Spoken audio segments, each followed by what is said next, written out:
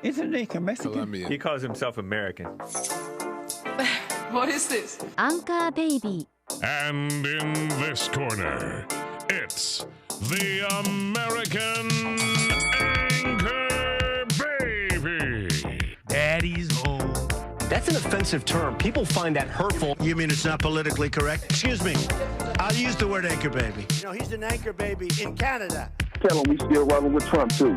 Anchor baby, the whole thing sounds horrific. You're just making it sound like immigrants are these horrific, greedy people. Ustedes pueden aceptar mi negocio o aceptar las consecuencias. Plata o plomo. So you would be considered white, in my opinion. You the blackest one in this room. I think so. And what happened was his mama got pregnant on the other side of the border. And then a few hours before, just before it was time for him to pop out, she jumped across the border and let him fall on America's soil. So he became the anchor baby. You don't call him the anchor baby for nothing. Amazing. We like this anchor baby, right?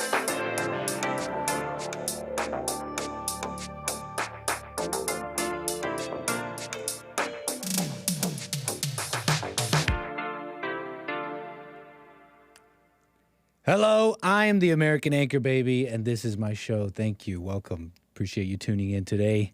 Do you know who the millennialists were or are? Millennialism? I'm not talking about those people who are not so young anymore, but maybe still young in their mind. Millennialism and the prophecies of the end. I want to talk about a little bit about that and a bunch of random things too. It'll all fit, it'll all go together into the mind of the anchor baby a little bit. I know it's a little scary in there. You might not want to, but you've tuned into my show, and I do appreciate it. I'm streaming here on YouTube for those who are watching me. So hit me up with those likes. You know, like the stream if you like it. If you don't, comment away. Tell me what you don't like about it. Leave a comment beneath the video or even in the live chat right now. Just be a little, just have some decorum while you do it, okay? And for those who are watching on Rumble, DLive, thank you. You can watch the show over there, dlive.tv/Gorgonzola, as well as rumble.com/American Anchor Baby. What's up, everybody? Thank you. What's up, 𝒏𝒊𝒄𝒌𝒔𝒕𝒓𝒆𝒂𝒎, King of Graduates? How you doing? 𝒏𝒊𝒄𝒌𝒔𝒕𝒓𝒆𝒂𝒎 says, your stream last night was funny. AF, when you were running around like a hot dog. Yep, we had a fun stream last night. Nice spooky stream, Halloween stream last night. And it was South Park. I played a South Park clip and it got my show blocked on YouTube. So it's now back up if you do want to see the spooky stream. We had a fun stream. Took calls. Went into VR, had conversations. It was a mess at times, fun. It was all fun. It was a mess for sure, and at times maybe even a little interesting. So thanks for everyone that joined. Yes, a hot dog, Rebecca. You got to check out the stream to know what they're talking about. Shout out to all glizzies in the chat. All people who have a G-word pass. All people with G-word pass, show up where you at in the chat. Pull them out. G-word pass. Nice. So what it was? Yeah, spooky stream. You could catch it on the replay is up if you want to see it. After it got taken down, it wasn't the Mark Twain Adventures of Mark Twain video. Oh, I see the glizzies in the chat. What's up? It wasn't the Adventures of Mark Twain video that got us blocked here. It was actually South Park. But check out the stream for that little clip. Adventures of Mark Twain, creepy stuff. Existence is but a dream, said Satan. There is only empty space and you are but a thought. Dun, dun, dun. Check it out. It was fun. What else here? Nice. So, the millennialists, millennialism, a belief that a golden age will occur on the earth and it will happen prior to the last judgment. And the last judgment to make way for the world to come. Very, very, very freaky. And Christians, Jews, and even Muslims have movements over the years teaching or expressing this belief in the end times, the last judgment, and all that as described in the book of Revelations, for example, for the Christians. The book of Revelations. Anybody know about all this? Hold on. Millennialism. It's based on the book of Revelation. Describes the vision of an angel who descended from heaven with a large chain and a key, etc., imprisoning Satan for 1,000 years. 1,000 years. So the turn of the century supposed to mean we're closer, right? Let's talk about Revelations. And I learned about this word millennialism when I was watching Bill Lockwood on the Jesse Lee Peterson show the other day. And these millennialists in the 18th century particularly, they wanted to start the world over again. Politics and religion played a big role in all this.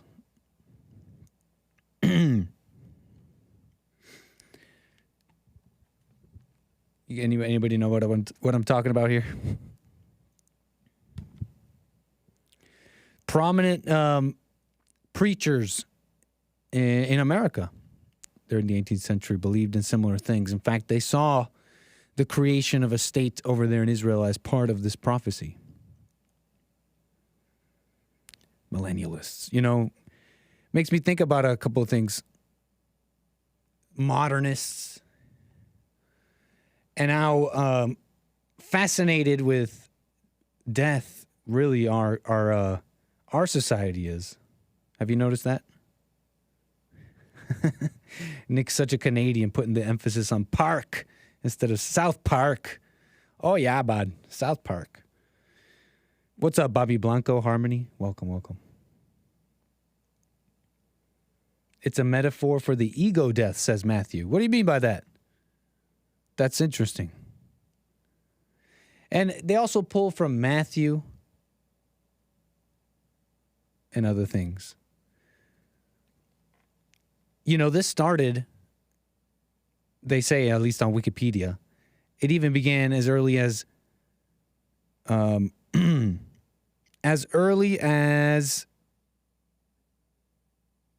2nd century. It didn't take long. It really didn't take long. Didn't Jesus warn about this? They will come and say that wars will come. There will be talk of wars and all this. But no man knoweth. No man knoweth. Not the angels of heaven, but only my Father knows. You know what I mean? Something like that. And it didn't take long. People to come up with all sorts of stuff. And we have all these sorts of beliefs. So it's all interesting to me. The millennialists, right? You could see that kind of continuing on today. And I expressed yesterday what I got from that whole talk was this false religious connection to these interpretations of the Bible. It's like everyone's doing it. Everyone's thumping something. C-Sal doesn't know what a G-word pass is. Someone help her out. Thanks, Mr. Mad. The world to come. Anybody know about the world to come? What do they say it's going to be? The world to come. Waiting and waiting. But waiting, like, it's also strange to me. I'm trying to pull up, I'm trying to skim through one of these passages here I wanted to show you. But it's all interesting images too here. Might as well just show you. Books and writings from the time. Describing these things. Doom, they say. The end of the world slideshow. Can we watch this? Politics and Religion Sparked End of World Fear slideshow. Ooh. We're on research.colonialwilliamsburg.org. Looking like the Quaker Oats guy. Day of Jubilee. Very straight, very creepy. I know we're past Halloween, but kind of creepy stuff. Day of Judgment. Okay, so anything else here? Okay, so and I was reading about these guys, and I just found it interesting. As things are changing, people are changing, the type of people in America are changing, demographics changing, all that, beliefs change too. Okay. You know, I was reading about the millennialists, made me think about this. They were fascinated with starting the world over. And then there's the futurists who are fascinated with that there is only this world, and technology will bring them will bring them a paradise. Will bring about a paradise. Everybody wants to bring about a paradise, but nobody want to forgive. Nobody want to do the work. They think AI is going to do it. AI will do it. Technology will do it. That mentality had actually been around for a long time, hundreds of years. This millennialist mentality that we got to wait for the end of the world. We got to wait for Jesus. And also that you can escape the toils of life and control human nature with technology. Okay, you follow me, sort of? The futurists. Very lifeless, I see in all this. People with no life. They literally have no life. They're busy. They're all busy in their heads, intellectualizing everything, interpreting all sorts of things, and they literally have no life. They have no life. They call it modernism, and it's a whole style. It's a whole artistic aesthetic and style. And it came from academics, and not just any academics, but it came from smart intellectual type people who hated their parents, and so they hated God. The modernists, this whole style is exemplified in typography. Anyone know anything about graphic design and stuff? You know what a sans serif and a serif type is? It's a typeface, a font. A serif has those fancy little it just looks the fancier type. You know what I'm talking about? It's got the little wings. It's got the little swoops in the wings, as opposed to a sans serif. You know what I'm talking about? Just geometric lines and modern. Look how modern this is. A modern sans serif font. Ultra. Look at this, graphic designers. Why don't you grab yourself yet another modern sans serif font for your graphic design needs? One such sans serif font that's very famous is for the graphic designers. Remember, designers, artists, the graphics people, you call them graphics designers, but they were called architects, sculptors. These are the people that decorate the world around you. The things you read, the text, the signs, the billboards, the books. And Helvetica is a interesting typeface. They call it very beautiful. It's I think it originated in one of those countries over there, like Switzerland or something. It was made by never mind. It might have been made. It was made by these like Swiss designers, though. Max. Yeah, Switzerland. Helvetica. Why am I telling you about Helvetica? Why am I telling you about sans serif, the millennialists, and the world they wanted to bring, and their lifeless attitudes? Let me show you a little bit of this documentary on Helvetica, just a little bit. And it's a praise. They're praising this typeface. And in this particular documentary, they're in Germany, I think, or in Switzerland. I believe they're in Switzerland. And here's a little montage they show of the signs and the billboards, everything around in Switzerland. It's all in this font. Everything around these people.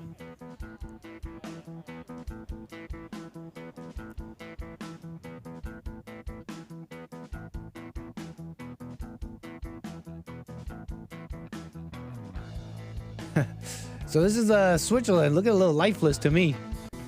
And it's these intellectual types who are just so fascinated by this stuff. Like, I love Helvetica. It's so lifeless. This guy literally tells us he loves it because it has no life. Check it out. Can't explain it. I just like looking at type. I just get a total kick out of it. They are my friends, you know. Other people look at bottles of wine or whatever, or, you know, girls' bottoms. I get kicks out of looking at type. It's a little worrying, I must admit, but it's a very nerdish thing to do. I'm very much a word person. It's a very nerdish thing to do. That's why typography for me is the obvious extension. It just makes my words visible. Okay, bro. A real typeface needs rhythm, needs contrast. A real typeface needs rhythm, needs contrast. It comes from handwriting, and that's why I can read your handwriting, you can read mine, and I'm sure our handwriting is miles away from Helvetica or anything that would be considered legible, but we can read it because there's a rhythm to it, there's a contrast to it. Helvetica hasn't got any of that. Helvetica has none of that. If you couldn't hear him, I know it's a little low, but he's saying that your handwriting is legible. Well, maybe your handwriting, probably not my handwriting, but most people's handwriting is readable because of the contrast, because of its rhythm and contrast. Helvetica has none of that. Helvetica has, in fact, none of that at all. It's hard to read it when you have paragraphs of it. That's why books are in serif. The point is, you know, the people who are behind like sans serif and making that the most common thing around us were people who were like these futurist people. And they, you know, they hated the beautiful world.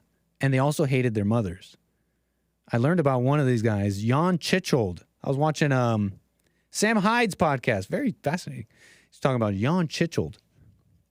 And this guy was a typographer, calligrapher, and he made it his life's work to was to completely battle against serif types and to make everything more uniform. He wanted everything to be more uniform, not so much difference. He would later regret it, and close to his death would admit he made a mistake. Lifeless people. Anyways, it's kind of like things that I find interesting.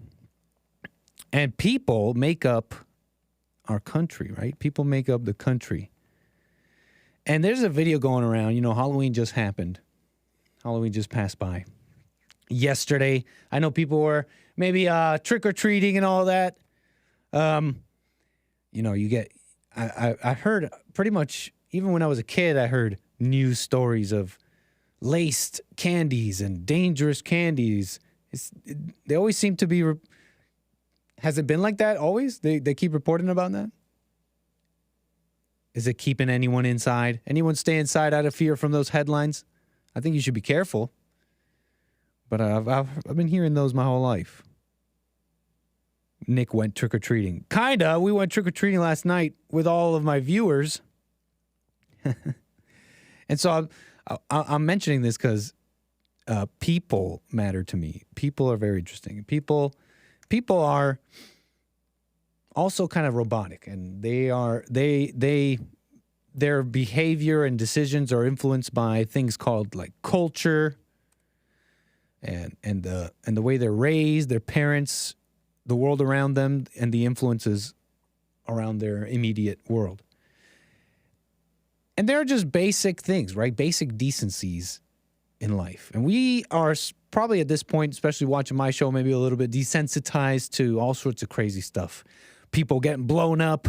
Who knows? Wake up, we got an exciting video. All sorts of mess. And we're pretty desensitized. But I saw this one. I think this is worse than any of it. Worse than any video I've shown you. It's a Halloween. They're saying this family was caught on a Ring camera, a security camera of a house. And this family was trick-or-treating, going around to different homes, as you do, with the children, dressed up. As you say trick-or-treat, you knock on the door, trick-or-treat, and you get treats. You get your little candies. Some people choose to leave out a bowl. They don't want to get up. Maybe they're not around, but they still want the youngins to enjoy their holiday here and get you a little candy, so they'll leave out a bowl. This video is going viral of this family that went up to a home, I don't know where, and, did their own style of trick-or-treating here. Let's watch. Es que Johan lee primero le traigo. Apúrate.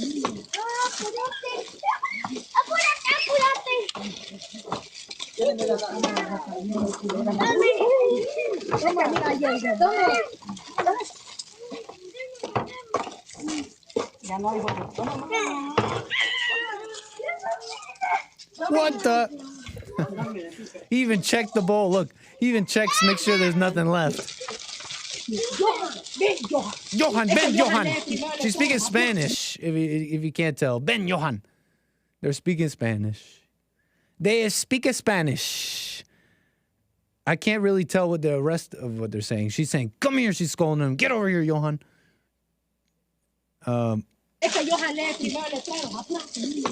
She said something about read the sign, and she points at a sign. Tell Johan to read the sign.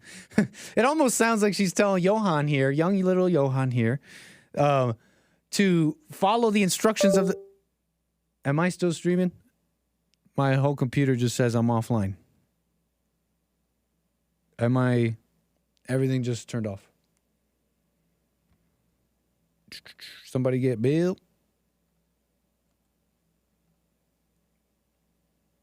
I don't know if I'm streaming or not.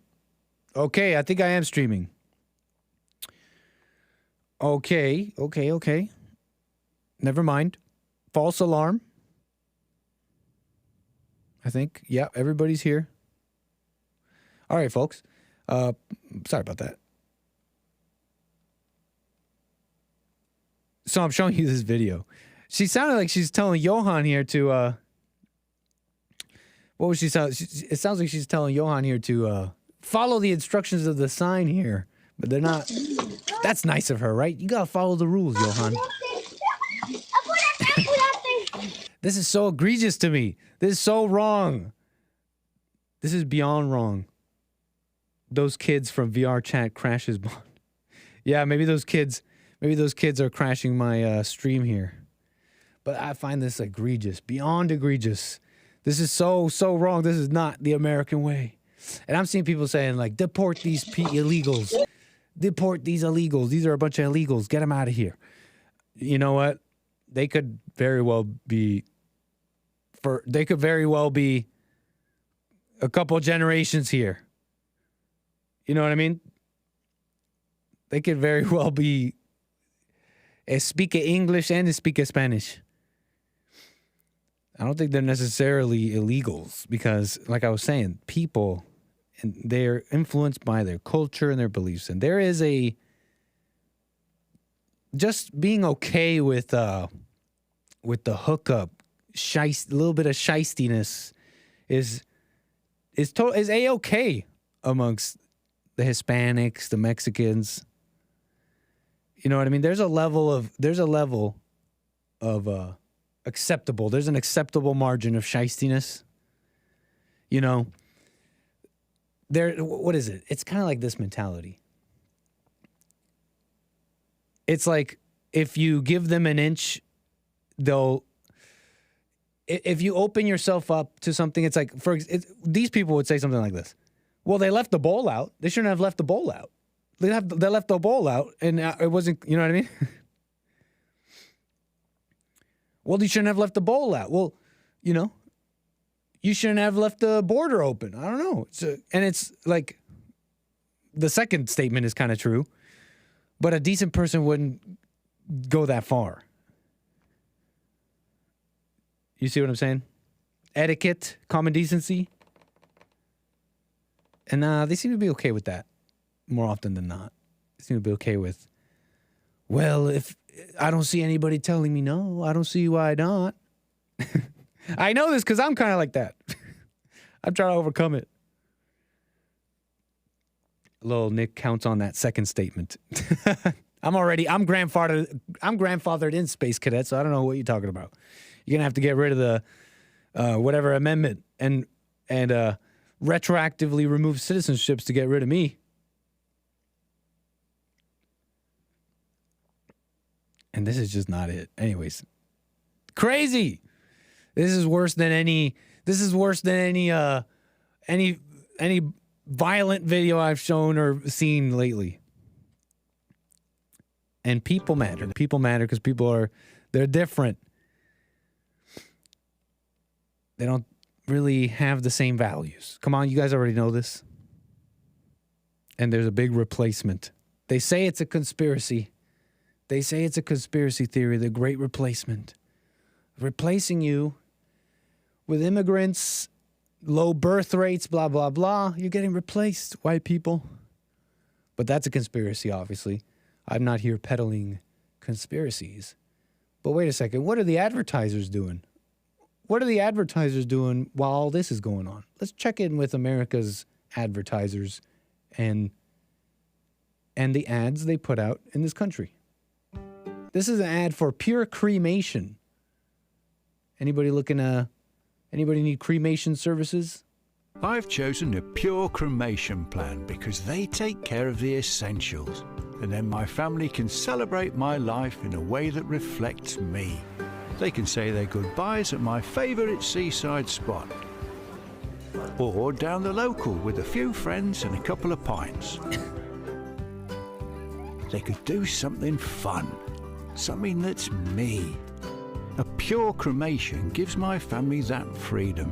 And the plan takes away the worry and cost of organising a traditional funeral. It's easy to arrange, and the money saved is my gift to them. Pure cremation. Thanks, Dad. Thank you for not making yourself more of a burden than you already were, and just making sure your gift to us is just dying and not make it being more of a hassle, Dad. Thanks, Grandpa, for not being a hassle, man. It's like, can you just die thank you. We just burn you and just throw you away. And then while we're celebrating this, we could just, I don't know, have a grand old time and go for a hike. Okay, I'm not saying you should be crying and having such a horrible time at a funeral. I mean, that's all ego anyways. And I'm not really the person who cares about how I'm buried. You know what I mean? I've always said, I don't know, throw my body in the woods, like from dust to dust. You know what I'm saying? Like, just toss my body in the woods, let the animals, like, you know what I mean? Like, if I am to die or whatever, how that works, who knows? Just, you know, I don't know about cremation, but I don't really care. I'd rather just throw me in, not the garbage. Just throw me in the garbage, not in the garbage, Mr. Man, because I would be a burden on the world, and I would be, you know, I'd become a public health hazard, and I'm not really decomposing right in all those plastic bags. Throw me in the soil. With the, you know, from dust to dust. Cremation is beta. I've never heard that. And it's like, look, Grandpa, you know, my time is done, says Grandpa. It's my time, my legacy. This is his face. Look, this is his face. He's like, my time, you know what, pure cremation? You know what, honey? Here he is coming out of the room. You know what, honey? I've been really thinking about that pure cremation brochure you gave me the other day. And I got to say, I know you'll live 10, 15 years past me, but I turn around and I look at this photo on the wall of my mixed family, I don't really recognize them, but you know what? I smile. I smile because my time is done. Life in a way that reflects me. They can say their goodbyes My time at is my done. favourite It's seaside time for you guys spot. now. Or down the local with a few friends and a couple of pints. Couple of points. This might be over there in the UK, so that gives you a little bit more of an idea. Because this immigration stuff in the UK and Europe and all that is a mess. It's literally an ad, folks. I know, but Nick wants to end up in a shallow grave in someone's backyard. Whoa!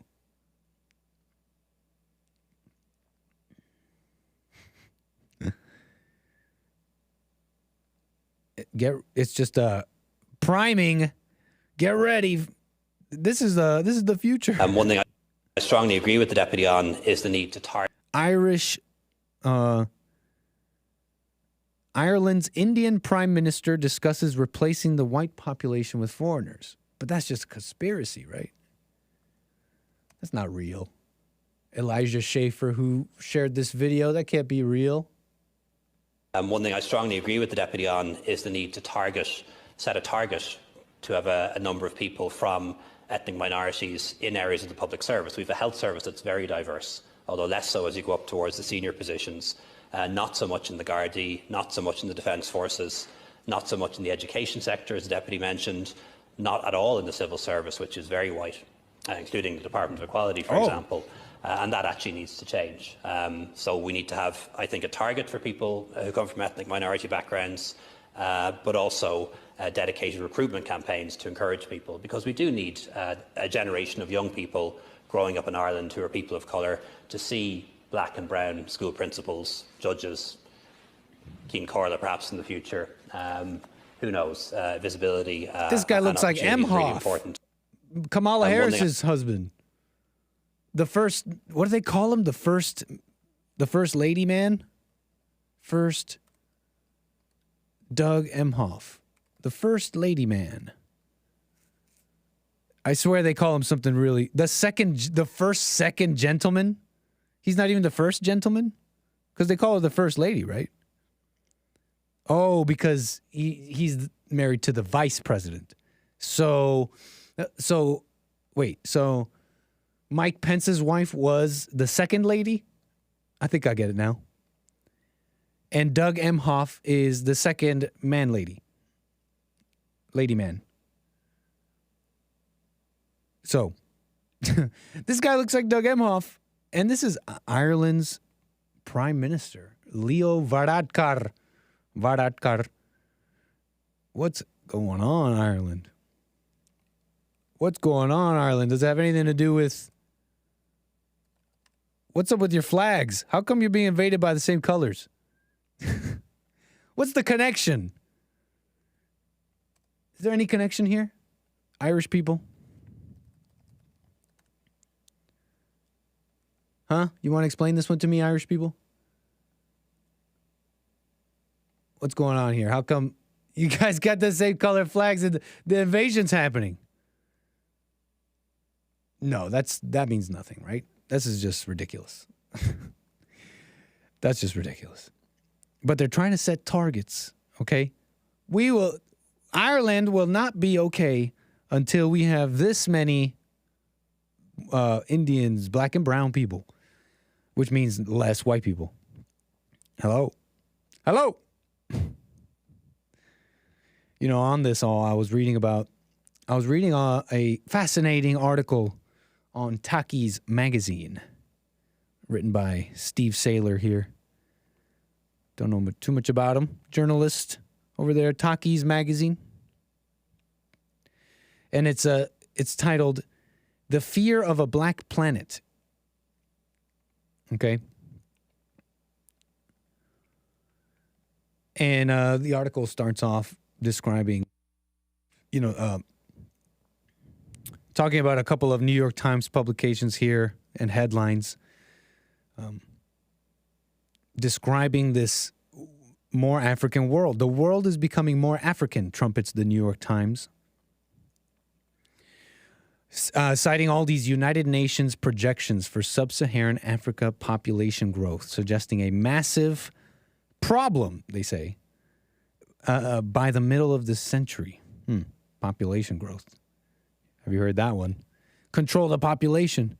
But they're saying this population is exploding. It's going to continue, and in the foreseeable future is only going to go up. Meanwhile, Europe, America, have Korea, Japan have really low birth rates. Is it over? Is it really? Their time is the West's time is over. It's time for these. It's time to move out of the way. Do you really want to do that though? Sub-Saharan Africa. So they're saying it's going to be huge population growth. But you know what I found funny about this? Is the people calling this a problem. You heard of these Bill Gates types, population control types? They're thinking we're too populated. We got way too many people. The planet Heblat. They're saying we got too many people. You heard of these people? They might as well be millennialists or futurists. Bunch of sciencey type people saying we got to depopulate. We got to handle overpopulation. We need less people. It's not enough to go around. Well, the people talking about this, those are the same. The reason those people talk about it, turns out, it's because when they're talking about overpopulation, these booming these depopulate the planet type people, thinking the world is too popular. They're talking about Africans. Did you know that? They're talking about Africa and Africans in sub-Saharan Africa. So they fear. They're just secret about it. They're just secretive about it. They just hide behind racism and don't be racist. But Bill Gates, the UN, and these groups, they're the real racists. No, but they're when they're talking about a population problem, they're saying black people. They're saying Africans. Let me show you. These people hide what they're saying though. 2015, UN estimated the sub-Saharan population would continue to soar through 2100. Africa is almost certainly, there's a couple of fascinating things coming out of here, because the UN in their estimations also say that there are that the population of Africa is not going to add 3 billion residents over the next 80 years. Although the population is going to go up by that much in their estimates, the residents in Africa, they're certain won't increase by 3 billion. Why? Because they're going to immigrate. They're sure of it, the UN says. They're sure of it. They're going to immigrate. And they say something else. They hope that ideally, the UN wrote in 2015, a decline in African fertility to sustainable levels rather than mass migration is the ideal thing. So they would rather a lower birth rate in Africa. These transhumanist globalists and depopulation people. And what's fascinating is, for example, Bill Gates, he did a 2018 interview with journalist Ezra Klein. And one of the quotes Bill Gates says here in this interview, one of the biggest problems the world is facing, rapid population growth in Africa. And they took that down. They took that down due to the criticism that it was racist to view high African fertility as a problem. So they decided to go back into hiding and just lie. Africa is so young right now, they are going to outgrow us. I'm just saying, these people, when they're talking about depopulation, they're talking about all the people they're trying to help. Africa, isn't that funny? The people they're trying to help and stuff. It's just more of that paternalism. They call it paternalism. Let's be real. It's maternalism. It's funny. The academics, political people came up with a political science word for a type of politics called paternalism, where the government really tries their hardest to protect you. And okay, nope, we're gonna ban that. We're banning that. You can't see this. It's for your own good. But it's more like maternalism. And it's funny, this maternalist society, what's coming out of it though? What's coming out of it? It's not, you may not like it, but we're protecting you for your own good. Everyone gets, pornography is sexual education. So here's your allotted porn time. We're going to allot you the time though. You can't, the science says that, this many minutes a week is healthy, but this is too many minutes. That's the maternalist. Have you noticed that? The maternalist society actually lets you destroy yourself, but slower. But actually just slower. That's all it is, because the maternal female spirit is always kind of on the back foot. No, okay. Maybe you shouldn't. Maybe you should stop. And sometimes that has the opposite effect. It makes you do it more. Central banking porn. You will have your state sanctioned allotted. If we get to 2100, like the UN says, when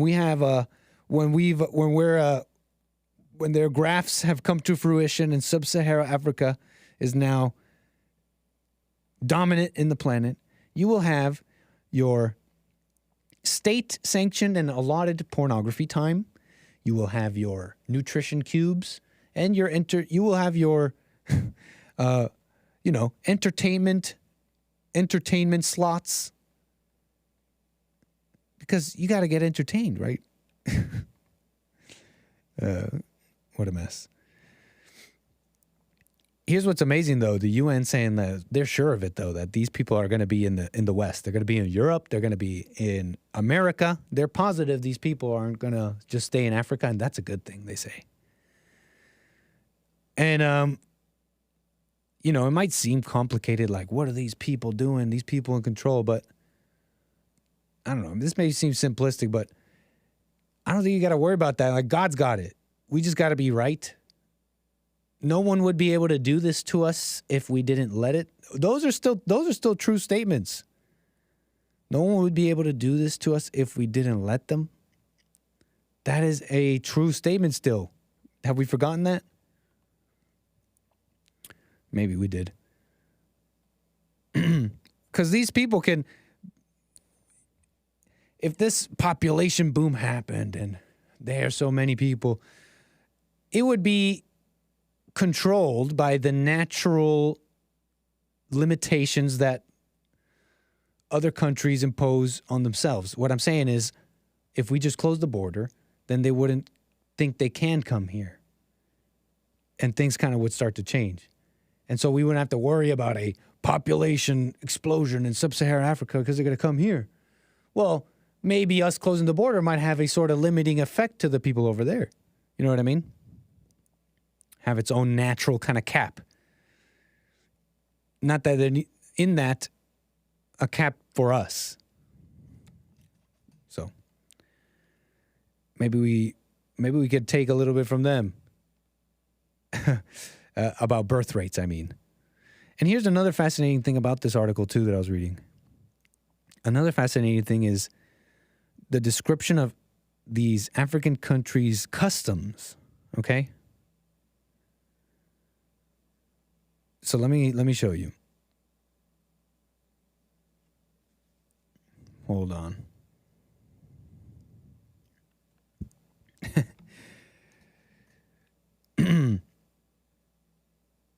Old World, Young Africa, New York Times says, pointing out the problem with this explosion in population, but also no, this is a good thing. The more the better, logically. The opening article in the New York Times series on this Africa stuff was, "As the world grays, Africa blooms with youth." And you read down this article, you keep going, it says, you get pretty far into the article. It talks about Nigeria. Nigeria, Africa's most populous nation, is already deeply stressed. Nearly 2/3 of its 213 million people live on less than $2 a day. Violence, banditry, life expectancy is 53. And yet they add 5 million people every year. And there was a fascinating thing about their customs a little bit here.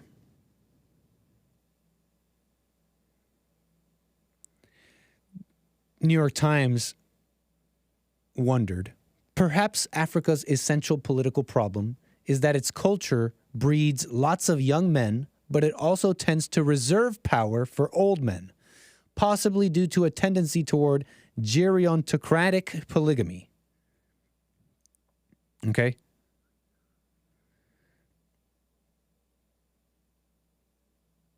And what they're talking about is the way they marry.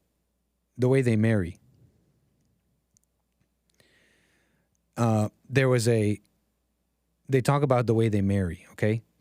Intending to, men in these countries, they supplement their wives with an additional bride each decade they live, up to a maximum of 4 in some places, okay?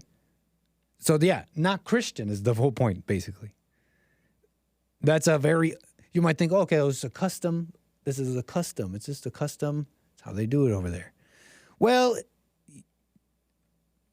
it's like there's only a handful of ways that people have lived in the last, 6,000 plus years of human history. And what all this is, you might think, it's just a different way of living. Yeah, it's a different way of living, but it's a particularly unchristian way, kind of old world, pagan, whatever, barbaric kind of way of living. Maybe not so barbaric. They're getting married. The point is, you see what I'm saying here? It's particularly not Christian. So that's my little theory. It's my little theory. It's the lack of Christianity over there. And the lack of Christianity they're trying to bring here. So, anyways, fear of a black planet. It's funny. Bill Gates, all these people, aren't these type of people who say racism is evil or whatever? And it turns out they see high African fertility rates as a problem. That's a problem.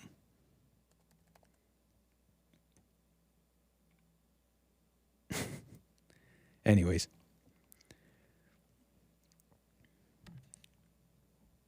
What are y'all saying in the chat? Thank you, King of Graduates, for the Rumble rant. It says, when you were younger, what were Amber Alerts called before Amber Alerts? A 3-day-old got abducted last night. That's why I ask. In Canada, are they also called Amber Alerts? Yeah. No, I've never heard it called anything else. What are Amber Alerts in Canada? I'm pretty sure it's the same thing. Yeah, Amber Alert. All Canadian provinces currently have an Amber Alert system. Okay. Yeah, this is a common thing, I think. Amber Alert. Yeah, they have it in Canada as well. I don't think there was no such thing as like an Amber Alert before Amber Alerts. You know what I mean? The Amber Alert was specifically made when this young girl was abducted. I believe her name was Amber. Maybe it was.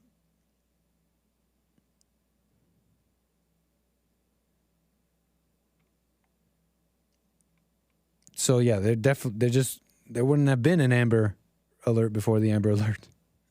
You know what I mean? Anyways. What shall we do now? Where was I? Oh, yeah.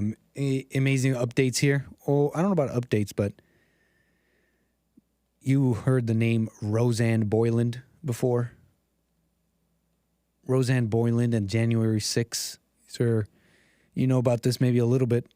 They call them rioters. one of the rioters who were out there, one of the casualties of January 6th, or at least that's what the media was saying.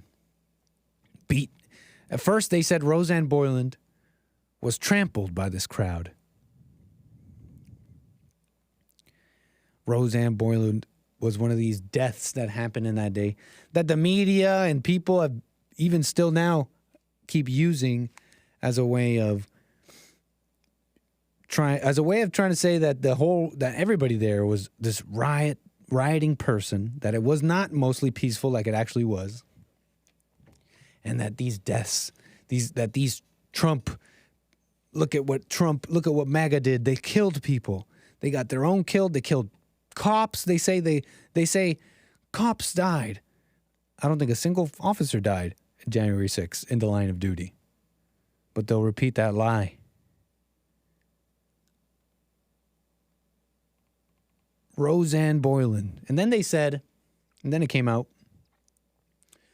that she had, in fact, well, it was said that she had died from the news reported that Miss Boyland actually died of what was determined to be a methamphetamine overdose. I was like, oh, okay, so she was on drugs. This person died of an overdose, was on drugs. That was reported by the news. That went around until it finally got corrected. And you know how that works when you correct news. Eyeballs already saw it, so you already got the intended effect.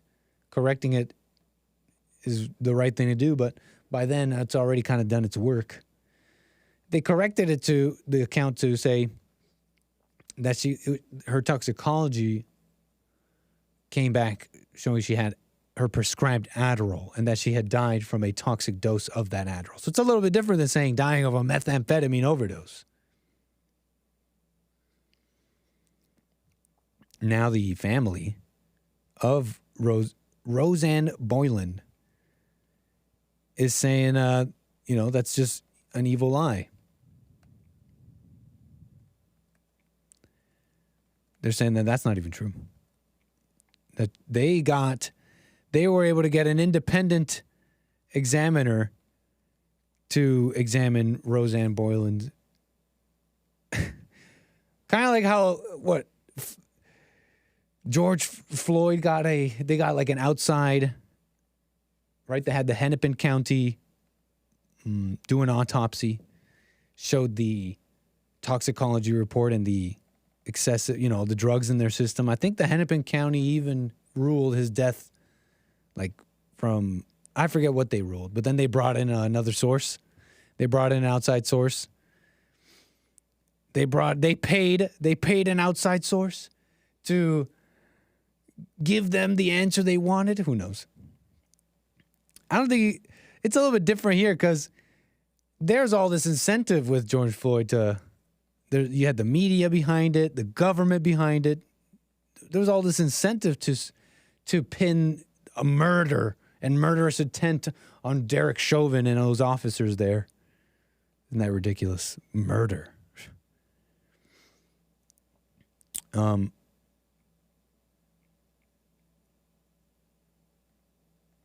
So yeah, they got one just kind of like Floyd. But this person doesn't really have that kind of backing. This Rosanne Boyland, kind of like widely hated by the establishment, media, academics, all sorts of people. It's amazing the lines that came out of all that. Rosanne Boyland that story may not be totally true. And neither was the whole cop thing. They said cops died in the line of duty. Not a single one did. There was one that committed suicide after the fact, after the event. But it's different than being killed in the line of duty, like they say. And they had a whole committee about it. They brought on other officers to really exaggerate that day. Inflating claims and all this. Which is interesting. You'd think that you wouldn't need to if it was bad enough. So yeah, not a single cop died that day. I mean, what? Ashley Babbitt died by a cop, killed during the whole thing by the Capitol police officer. Other rioters died. It was Roseanne Boylan, like I told you. But there was another two. And these other two died from like heart disease, which is ruled to have been exacerbated by the excitement and the violence. Anyways. And the officers who died in the days, weeks, and died in the days and weeks after. Brian Sicknick. Remember Brian Sicknick? And how they used his death? They really did. That he was like the main one. This guy was killed by MAGA. Trying to show that he was killed by blunt force trauma, which was a total false allegation. And these allegations were in the impeachment pleadings or whatever the Democrats put forth.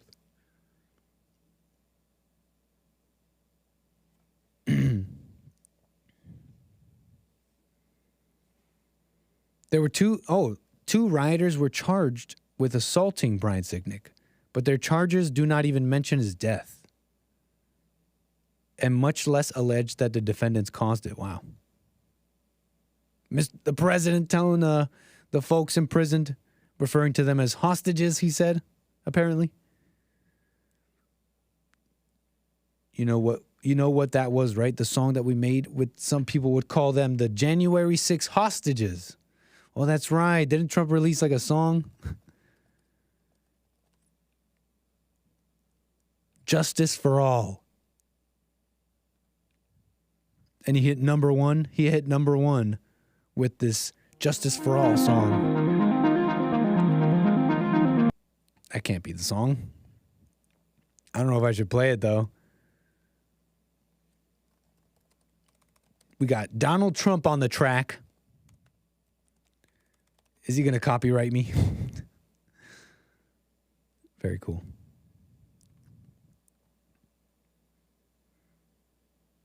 Jeffrey Smith died by suicide. Anyways, it's all lies, if you ask me.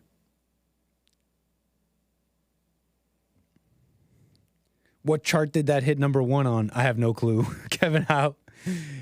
Forbes reported that.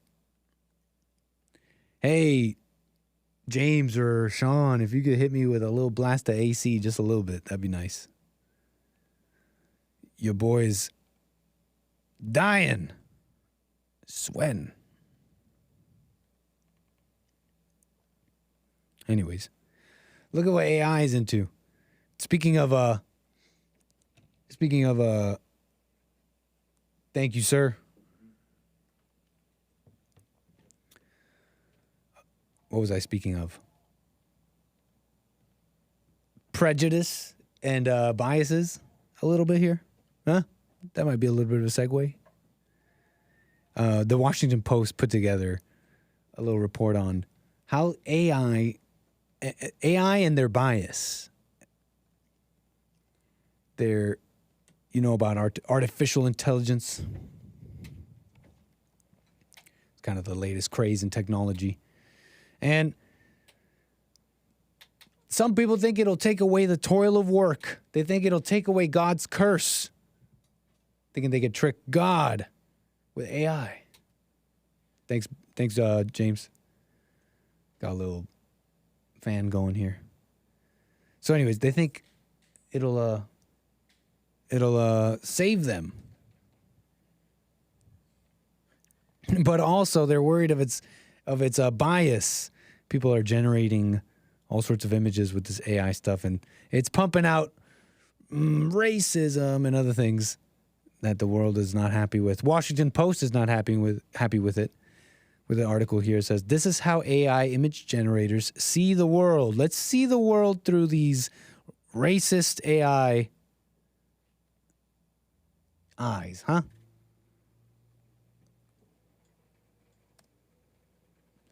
This is how AI image generators see the world. Toys in Iraq was the prompt for this one.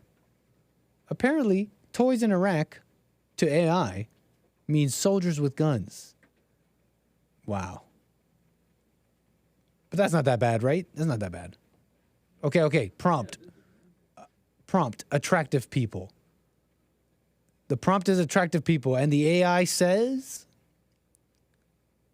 what the?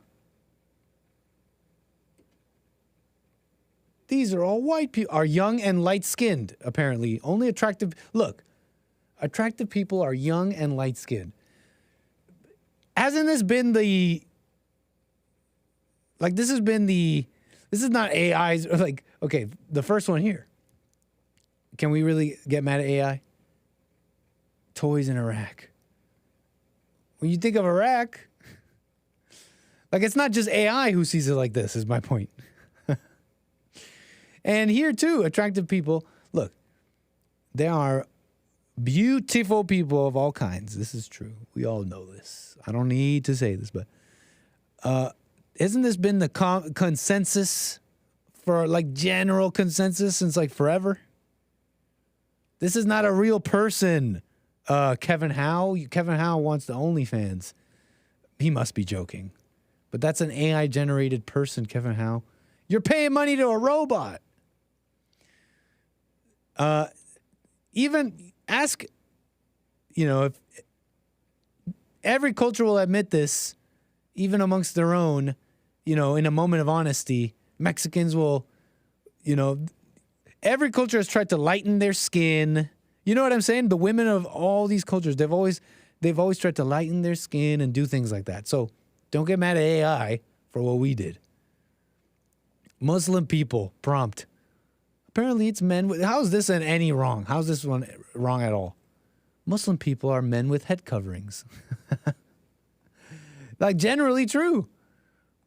Is Washington Post offended because how dare they make a monolith out of Muslim people? That's not a race. It's not a, Muslim is a religion. Anybody can be Muslim. You can have a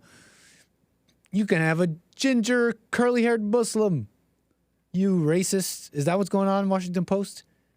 Muslims not a people, but a religion. That one used to be a little, now I'm confused about that one too. Muslims. See inside the stereotyping machines. A photo of a house in United States, China, and India. These are a step up, let's be real. Most houses don't look this nice in any of these places. So AI is being kind with that one.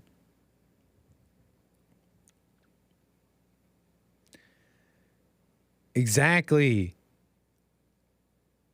Skin lighteners. Stop. Don't. We got skin lighteners in the chat. You don't need to lighten your skin, ladies. You don't got to do that.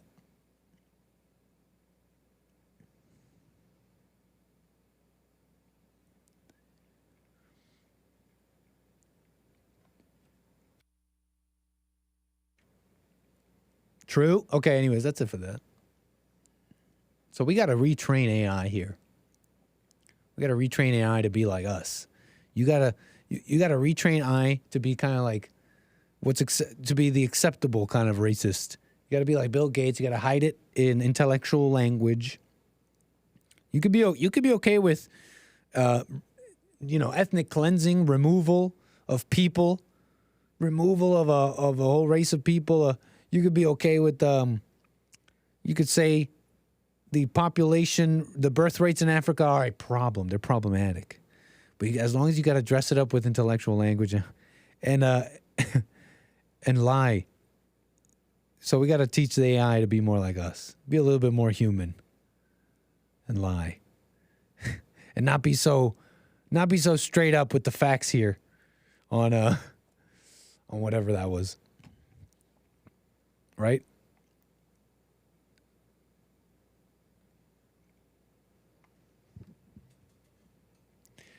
Do they? Hillary E? Do they spray tan over there? The Europe house looks just like mine in America. Right on.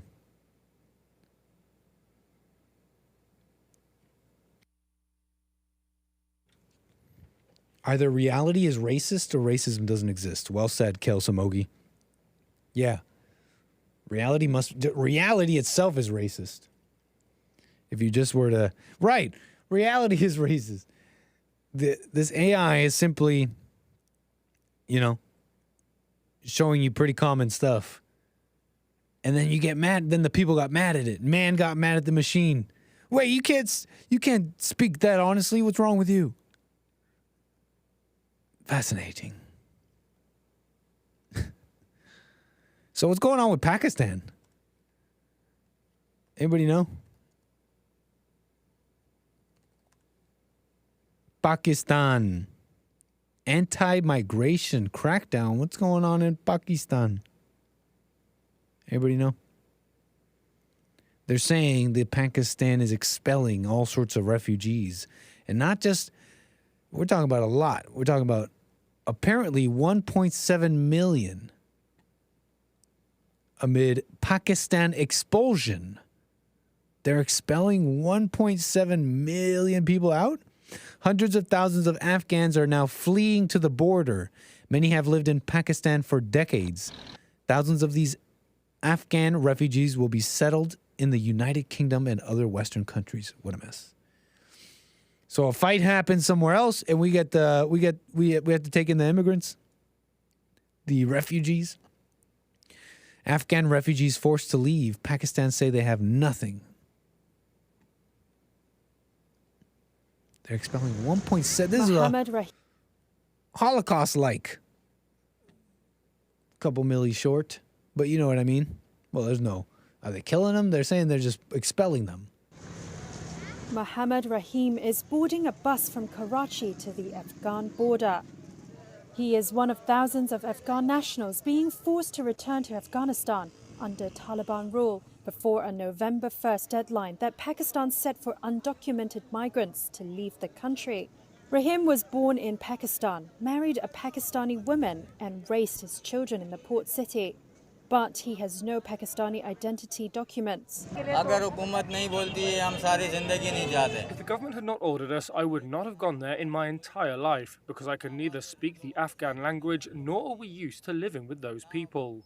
My entire life has been spent here. I was born here, my children have grown up here. We know the city of Karachi very well. We don't want to go back. If we had not been ordered out, we would never leave all our lives. The Taliban government in Afghanistan said some 60,000 Afghans returned between September 23rd and October 22nd from Pakistan. Pakistan is home to over 4 million Afghan migrants and refugees, about 1.7 million of whom are undocumented, according to Islamabad. Many arrived after the Taliban retook Afghanistan in 2021, but a large number have been present since the 1979 Soviet invasion. Azizullah is a bus service operator in the 𝒔𝒄𝒊𝒂𝒍𝒔 area, home to one of Pakistan's largest Afghan settlements. He said he had laid on extra services to cope with the exodus.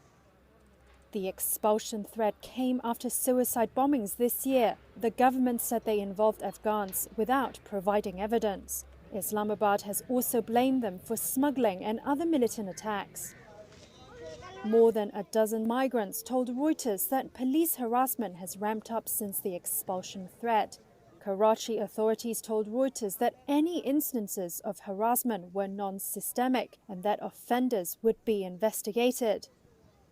But Reuters interviewed refugee families, community leaders, authorities and aid workers who said Islamabad's threat had torn families apart and pushed even Afghans with valid papers to leave. And while Pakistan says it won't target Afghans with legal status, migrant advocates say many with proper documents also find themselves being targeted. Majida Azizullah was born in Pakistan. She fell ill earlier in October and her husband refused to help her pick up medication at a nearby pharmacy out of fear of detention. Sama Abbas works for the Sindh Human Rights Defenders Network, which is helping 200 Afghans seeking to remain.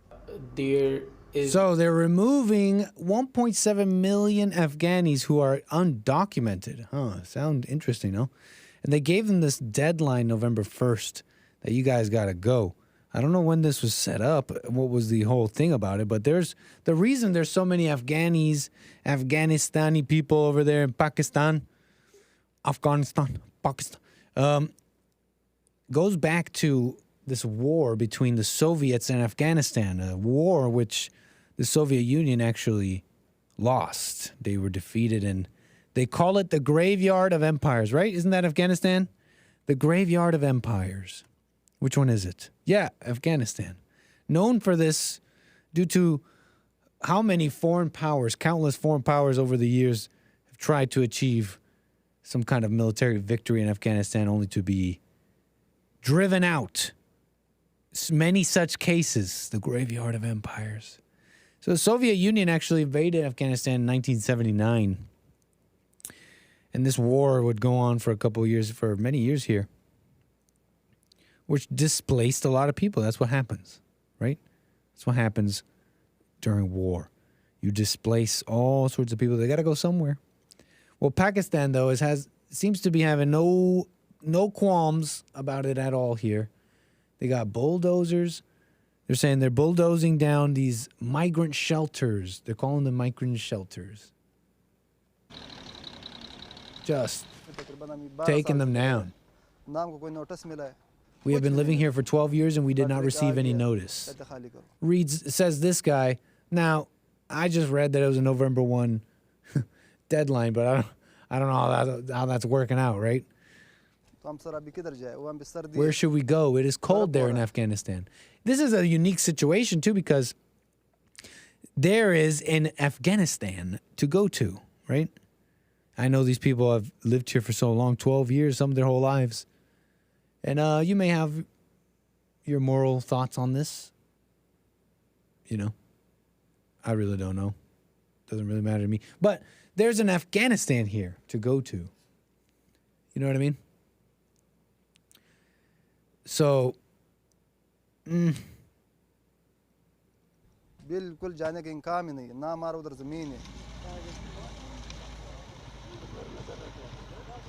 yeah, he's saying it's cold.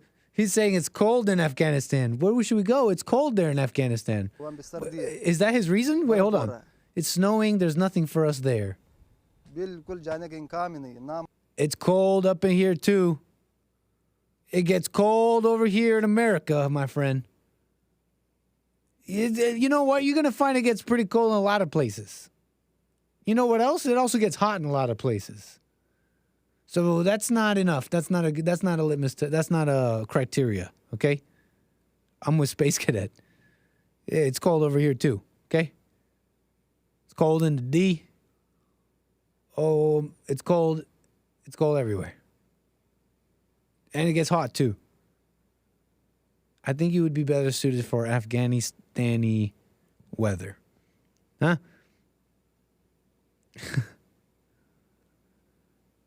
You know what else is hot too? What?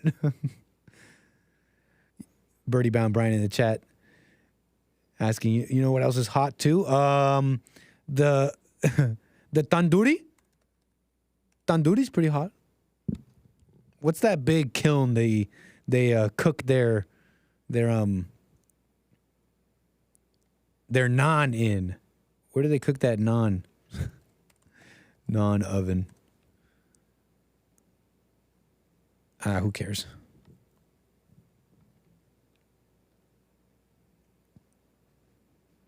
Anyways. Islamabad. Whoa. So the Muslims went into Islamabad, but hello. Islamabad. Get out. I wonder where that name came from. Islamabad, Pakistan. But aren't the Pakistanis Muslim too? We shall call this land, now that we've driven out the Muslims, we shall call this land Islamabad. I'm ignorant.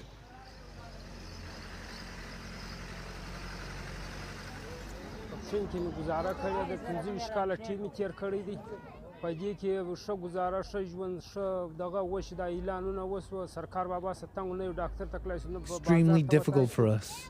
I'm sure it is. So that's what's going on in Pakistan. And Pakistan is a Muslim country, I believe. Pakistan Muslim. Largest Islamic country in the world, apparently. I'm sure in terms of land. It's a bad time.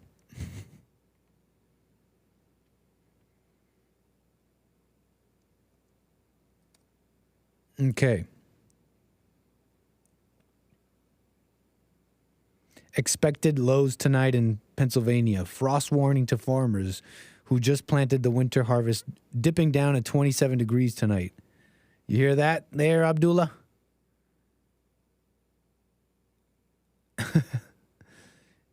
You heard that one, right? 𝒏𝒊𝒄𝒌𝒔𝒕𝒓𝒆𝒂𝒎. Chakraborty? You heard that one, right? It's cold.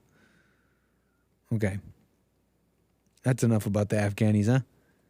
Anybody know anything interesting about them? I think that's it for me. 1.7 million with a deadline, too. I mean, what's stopping us, huh? What's stopping us? Feeling bad. But I just showed you today how helping is hurting people. So we should be feeling bad about doing all this helping. You know what I'm saying?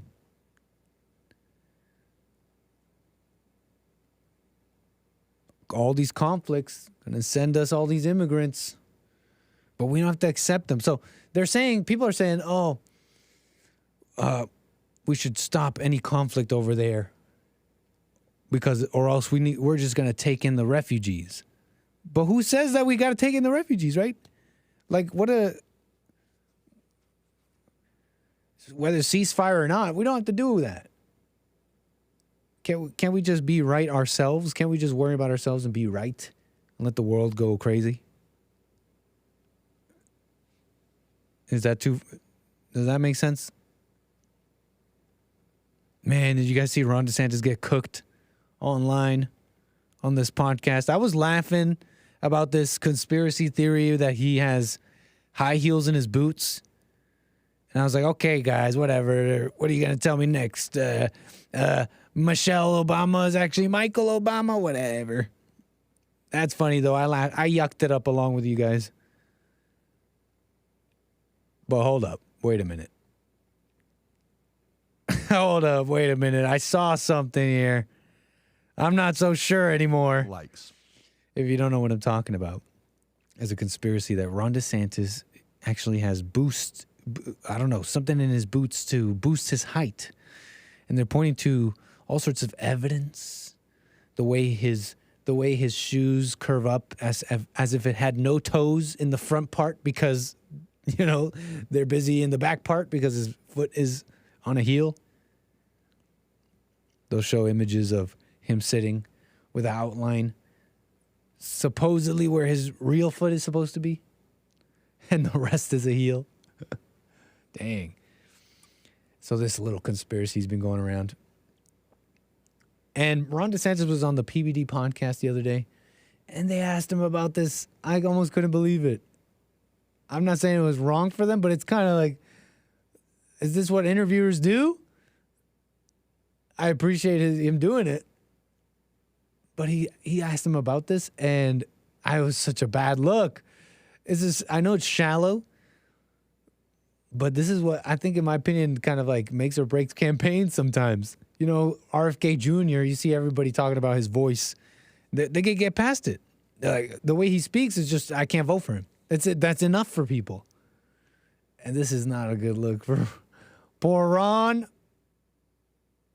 But he should be listening to Joel Friday. He should have listened to Joel Friday because hiding, what was it that Joel said? We went wrong when we started to deny and hide. And I was yucking it up with you guys, but no, I saw a video of him walking. I gotta say, he's walking funny like he's on heels. Views. This is him on the PBD podcast just the other day. Have 10 million views. This thing's got 1.2 million likes, and some people are wondering.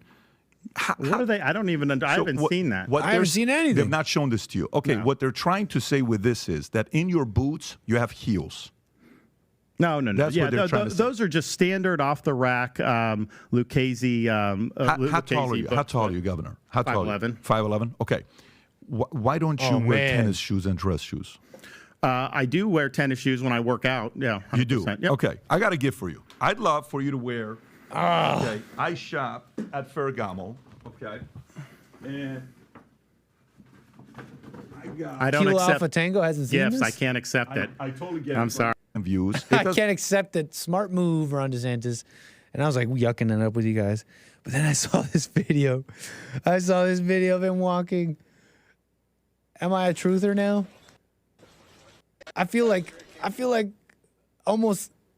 might be doing something. I almost feel like I'm doing something wrong because after years of hearing you guys go like, Michelle Obama, Michelle, and I'm like, okay, I have some space and reservations because not everything people say is worth giving any attention to. Michelle. Now I feel like that. And I feel like a part of me is judging myself like I might be doing something wrong because I saw this video and I basically went, yep, Michael, that's Michael Obama. But I did it to Ron DeSantis. Yep, no, he's wearing heels. No, he's wearing heels.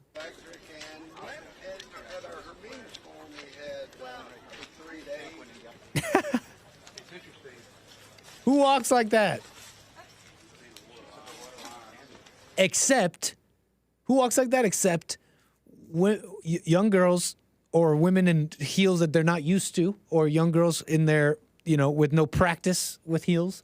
They're this kind of like very unsure stepping out of their lack of practice in the heels. Or, and I shouldn't know this, but conservatives love to show me these things. Some transgender person in some heels. Some man in a dress, obviously out of practice because lived their first 40 years as a man, is wearing heels. They walk in this funny way, this like unpracticed way. I know. First Stevie Wonder, now this. What has my show become? That's a heel walk.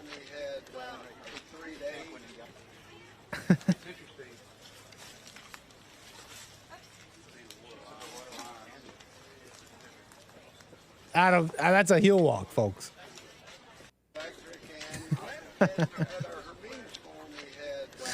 Okay. Well, Ron, I wish you well, man. You're disqualified from being president if you can't do the Trump YMCA dance. That should be a future stipulation, right? A certain age, you have to be born here, and you got to jam out like Trump. Check his calves.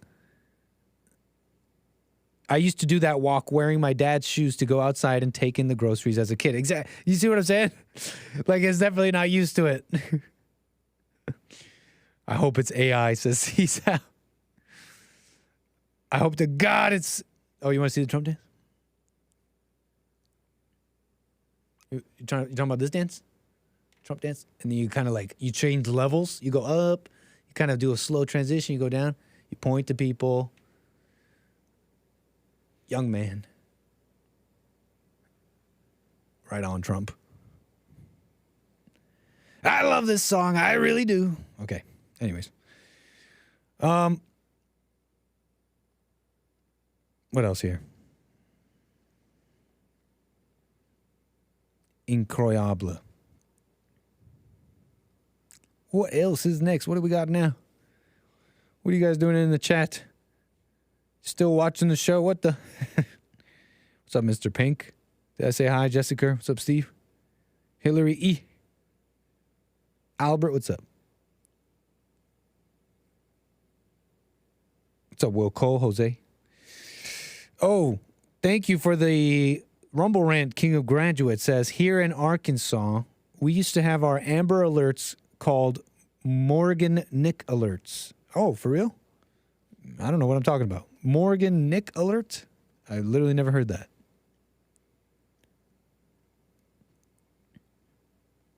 Or is that what they are now? Let me just read the rest of the Rumble Rant. Thank you, King of Graduates. Here in Arkansas, we used to have our Amber Alerts called Morgan Nick Alerts. Then we took the national approach. Also, if you were murdered like George Floyd, would you want the world to protest? Now, there's an assumption in your Rumble Rant there that George Floyd was murdered. And I think any honest person, even if you agree with, some sort of penalty on the officers, even if you think there was some wrong behavior by the officers and there needs to be something done, even if you thought like that, no actually honest, serious person that you should ever even maybe halfway even talk to, have a halfway conversation with, would ever call what happened with George Floyd a murder. So the fact that you even call it that shows that you're a person to be ignored, straight up. Your opinion doesn't matter. It's not valid. Opinions already don't matter. Yours is worth even less, considering you've shown yourself to not be. That's not you're not an honest person if you call it a murder. That's at least like I don't know, like a manslaughter or brutality, some sort of abuse or brutality. But if I was murdered, let's say, I cancel those words in the name of Jesus Christ, obviously, just like my mom taught me. Okay, I shouldn't say that. That's lame. But she would ask us to cancel the words in the name of Jesus Christ if we ever said anything she didn't like. I'm going to die of cancer. So I cancel those words. But if I were murdered, I don't know if I really want to be like, think about it. When have we ever gotten actual justice and seen the truth out of a situation when we had crowds protesting? I feel like if I had a bunch of crowds protesting for me and I was murdered, it sounds like something wrong is going on. My death is being used for something. I'm being the story of my death is being manipulated for a certain reason or agenda. I would be a little suspicious. I don't think I'd want the world protesting. But, that's just a general answer to what you're saying here. But thank you for the Rumble rant anyways, King of Graduates. Appreciate it. Why don't I get to a call, huh? Jaime, Minnesota. Appreciate your call. You're on the air. Hey, Jaime, I still got you there? Jaime? Oh, hold on. Don't hang up. I have you muted. How about now? Test. Jaime, Minnesota, going once. You're on the air. All right, I'll put you on hold. We'll see what's up. Maybe the people out there could check on you. Test. See if these things are working here. Jaime, you still there? Okay. I think something's wrong with our phone system or something. I'm not seeing any audio coming in. I can hear him clearly, you're saying, Sean? You mean right now he's talking to me? I don't hear anything in my headphones. Nah. Is he unmuted? I don't know. I mean, it's unmuted here on the board. Oh, well. No calls today.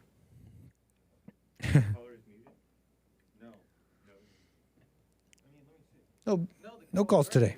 Okay. The callers are muted. Oh. I have it unmuted here. Muted here. Can you unmute them, please? Jaime, you're on the air. I think we figured it out. Hey. Thank you, sir. Appreciate your call. Cool. Hey, I was wondering if you ever got a chance to look up that Albert Pike fella. Albert Pike. Remind me? I think I did that day. Yesterday. Huh? Go on. Well, yeah, I did a little bit. Yeah. Very, very cursory search on this guy. He's like an occultist, but like a Freemason type person. Yeah, level 33 Freemason. I don't know what that means. Right. But I saw a YouTube video and some old guy explained it. And the video looked pretty old, like, from VHS times. Mm. But supposedly this whole plan is made out to bring about Lucifer's religion. Ooh. Spooky. And this guy, Albert Pike, he was a Confederate general. Mm-hmm. Mm-hmm. And there's a letter that describes it. But they say that it was put up in a museum, and then it was taken down from the museum. And they don't put it out anymore. And then there's another bunch of people that say it's just a conspiracy, that there was never a letter and that it was all made up. And gotcha. Do you know anything about his beliefs? No. You said they believed in a prophecy? What did you say it was? Well, so the video that I saw where the guy was explaining this letter says that it wasn't a prophecy because it's a plan that these people were going to put out. You're talking, to be accurate here, you're talking about the caller I had who mentioned this Albert Pike person and made like predictions, right? Not predictions. But that's what the caller was saying, right? Is that what he said? I forget.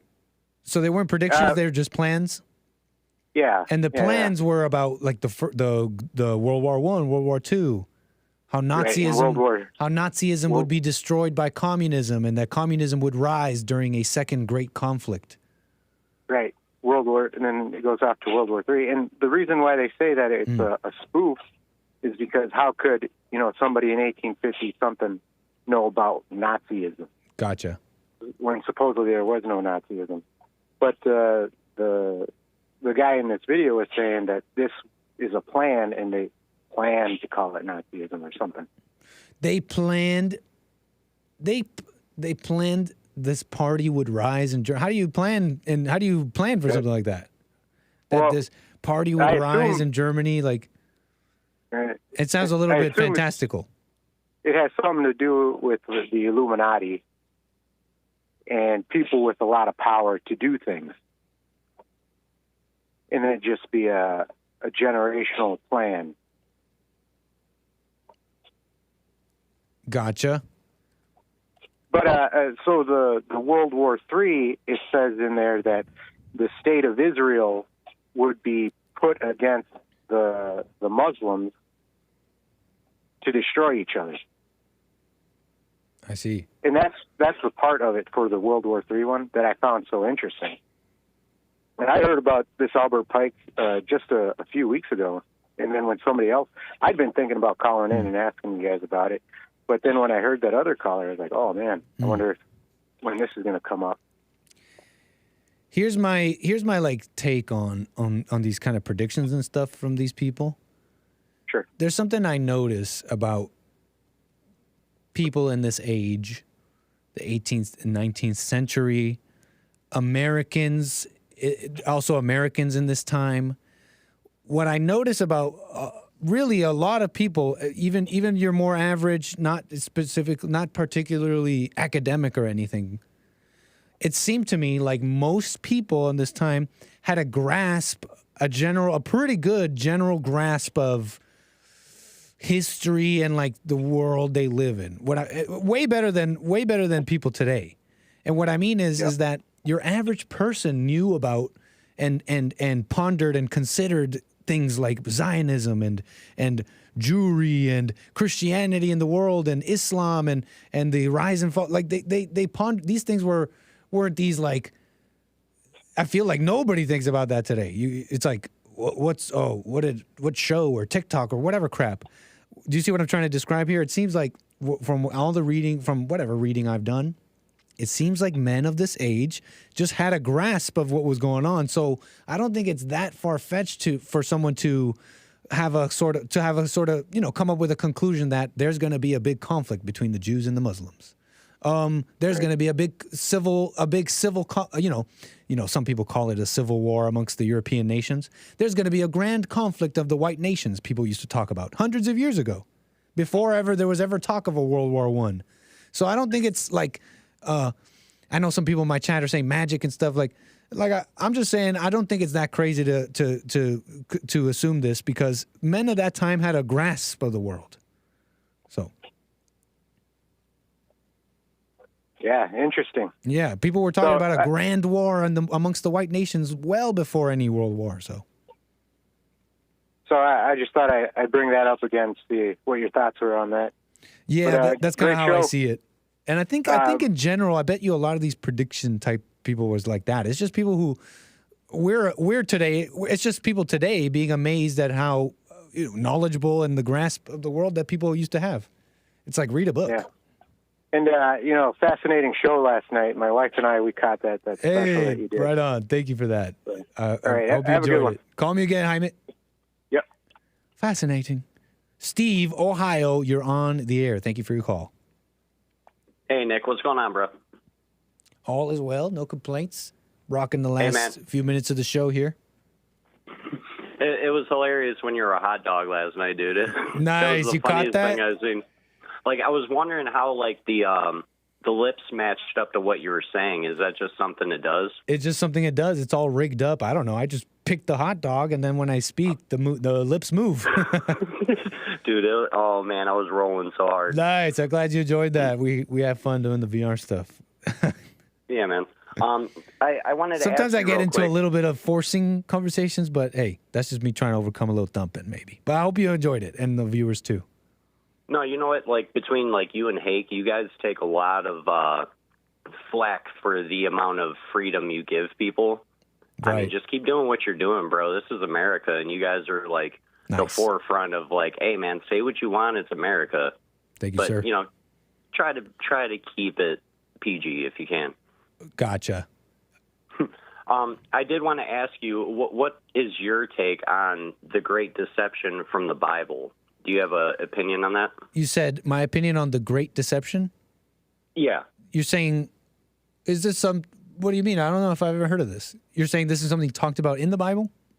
Yeah, I mean, like, I'm not gonna thump it. I don't know where it's at, but I believe in the Book of Revelations. It talks about there will be a great deception that will come over the people, and it's gonna fool just about everybody, and that's what's gonna link them into the whole Satanism. You know, so I wanted to get your opinion, if you even have one, about that. What do you think the Great Deception could be? I do a little bit, because people have asked me a couple of things about the Bible. What do I think is the mark of the beast? What do I think this and this kind of things mean? And I know this is kind of a safe, but I mean, it's just true. A lot of people have been saying what this or that is, and who's to say who's got the scoop? I think it's a little bit ridiculous. I'm not gonna. The Bible calls something, gives a term to something, and then we interpret it into it was the iPhone, it's the vaccine. So I feel the same way about something called the Great Deception in the Bible. I don't know if we can know what it is. So that's kind of my take on that. But also, you know, apparently there's talk of a great deception in the Bible, right? And I'm just reminded of the deception I see in my life around me. And I know we can point it out. We could point it out, liars, politics, these Democrats. But I think it goes even deeper, because they call it a great deception, right? Apparently it's called a great deception. And I think it goes super deep. And and I'm seeing this great deception play out in my own life around me. And people will be yelling about facts. So, for example, you'll have people who believe that they have these enemies in the world, and their enemies are Jewish, or their enemies are this or that, right? And these people come up with, they have a lot of interesting facts. Don't get me wrong, but they'll believe, for example, if you're still following what I'm trying to describe here. No, I'm with you. They say that we're in a world, and this world there's enemies, and these enemies are Jewish, for example, and they hate Christians, they hate me. And in this, and so they're here tripping about this world of enemies. And what do? They'll turn around and look at someone like Jesse Lee Peterson, and they'll go and they'll call him names and stuff just because he didn't say something the way they wanted. Like, that's the great deception. Right. That's the great. You're out. You got a world of enemies, and you're gonna go on some camera or something and be like, and just turn on your only friend. Yeah, right. Yeah, no, so true, man. So what I'm thinking is... And then you'll pretend you didn't, and you'll do this double speak, but whatever. 100%. So, like, what if all of it is the Great Deception? So, like, hear me out. Listening to, like, for the past couple of years, JLP, you know, every thought's a lie, man. Like, it makes so much sense. So what if everything outside of just being still and knowing is the Great Deception? Oh, like, can it be that simple? So what if every thought is a lie about everything all the time about anything? So what if anything outside of that is the Great Deception? If you can... I am following. So instead of, you're making sense, man.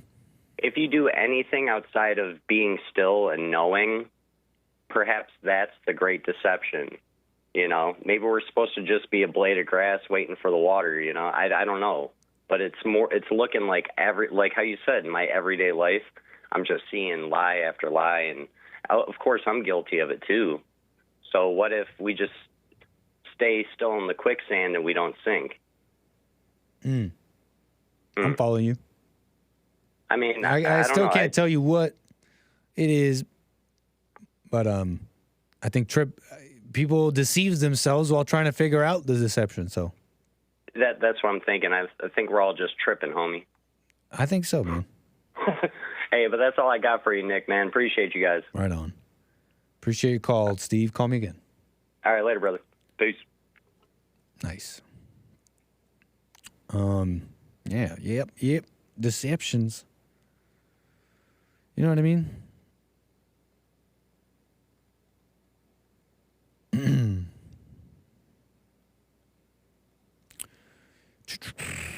know what I'm saying? You guys changing your clocks this Saturday? Is this more government oppression? They give the hour, they take the hour, they give the hour, they take the hour. Is it Saturday that we're changing the clocks? This Saturday, say no to the clock changing madness. They take the hour, they give the hour. Nope, never change my clock.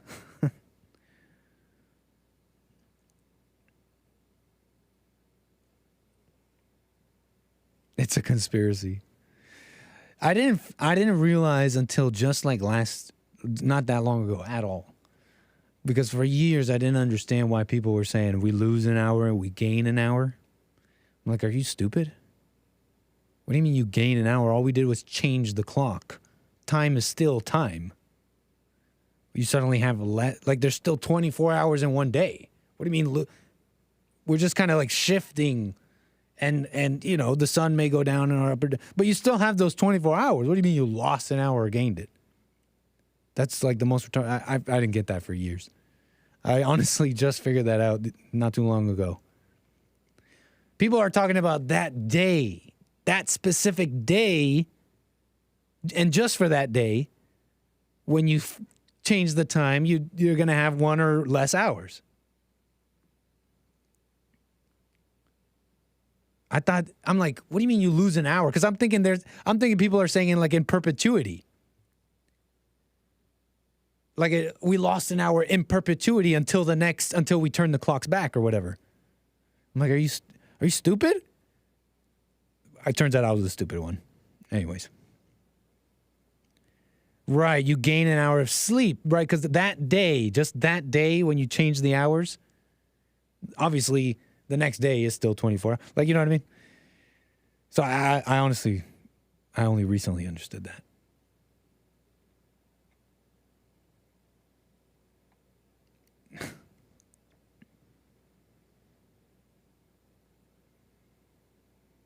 Timelines was never the Hispanics' forte. Yeah, more car accidents. They say more heart attacks. It's a public health crisis, they say. Changing the clocks is a public health crisis, they say. Anyways.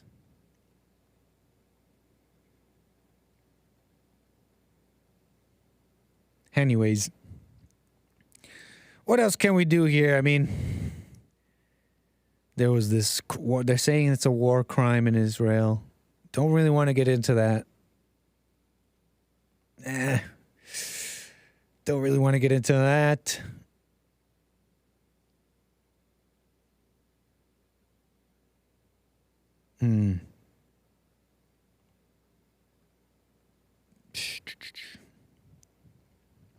Been like what has it been like? Elon Musk, Twitter, free speech. I mean, we got a few minutes here. We got a few minutes before I will leave you here. Got a few minutes here. I mean, Joe Rogan. Elon Musk was on Joe Rogan talking about why he purchased Twitter. What has it been like? You've owned X for a year now. It's now called X. Do you ever wake up in the middle of the night and have a dream that you didn't do it? And your life is infinitely easier? Well, it's certainly a recipe for trouble, I suppose, or contention. What was it ultimately that led you to make the decision to do it?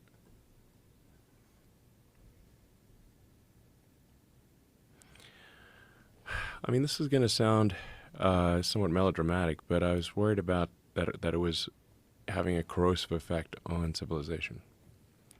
That it was just having a bad impact, and I think part of it is that it's where it was located, which is downtown San Francisco. And while I think San Francisco is a beautiful city, and we should really fight hard to kind of right the ship of San Francisco, if you've walked around downtown San Francisco, right near the 𝒔𝒄𝒊𝒂𝒍𝒔 Twitter headquarters, it's a zombie apocalypse. I mean, it's rough. Have you been in that area? Not lately. No. Yeah. I've heard. It's crazy. I've heard it's crazy. I've heard you really can't believe it until you actually go there. You can't believe it until you go there. So now you have to say, well, what philosophy led to that outcome? And that philosophy was being piped to Earth. So, a philosophy that would be ordinarily quite niche and geographically constrained, so that the fallout area would be limited, was effectively given an information weapon, information technology weapon to propagate what is essentially a mind virus to the rest What of is this autist talking about? I'm just letting this video play. He's talking about purchasing X and combating a mind virus that he noticed. This mind virus trying to censor everyone. And that the left got to flourish on Twitter. And in this echo chamber, they were able to grow and grow. But the only way this mind virus could grow is by censoring others, because it doesn't really stand up to scrutiny. Calling people racist, open borders, men and women, whatever. It doesn't, anything. It doesn't really stand up to scrutiny, so they had to censor.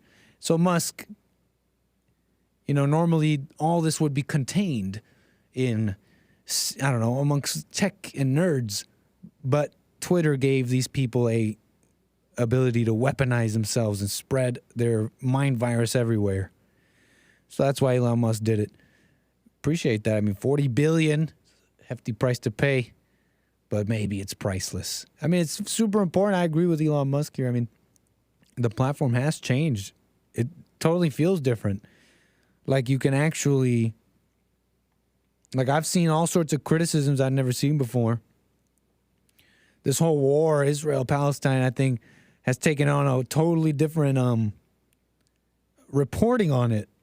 I mean, Ukraine, all of that, these Ukraine, Israel, I mean, even the 2016 election was an anomaly in that for the first time, most people had smartphones and social media. That was just 2016. So it's all rather fascinating to me. Right on, Elon Musk. Appreciate that. Making it happen. And, bringing back some, maybe one day it'll be all the way free speech on X.com, right? Folks, that's pretty much the show. That's pretty much what I got for y'all today.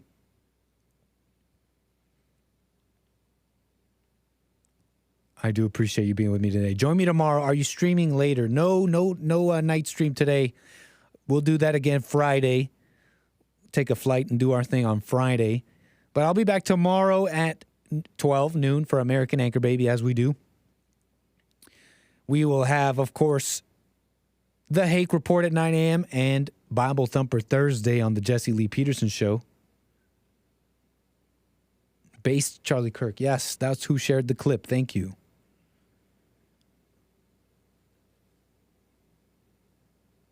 Elon played Deus Ex one time and Dunn took the joke way too far. I know a little bit about that, Mr. Mad. There's this video game quite famous for its kind of a cult classic, I think, for its time. And one of the main plots of it is the government. I think it's like the government colludes with some entity to spread a virus that would allow them to. That would be the pretext to allow them to take away everyone's civil rights and pretty much take over the world. But that's just a video game, right? That's only in video game land, right? That'll never happen. All right, folks. See you tomorrow. Again, thank you for joining me today, as we do. And more American Anchor Baby tomorrow. I shall say goodbye. Take care.